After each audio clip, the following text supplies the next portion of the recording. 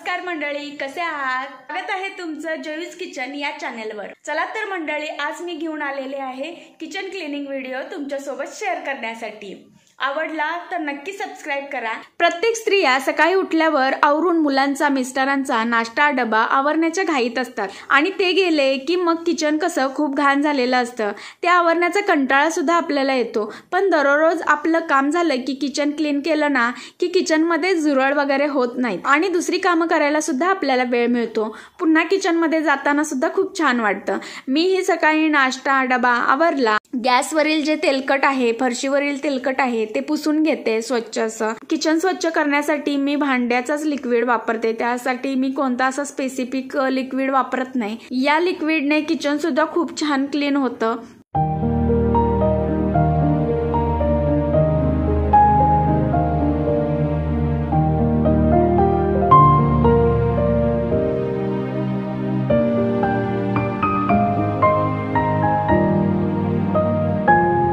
आता पहा, तुमच्याशी बोलता बोलता माझं किचन सुद्धा खूप छान क्लीन झालं।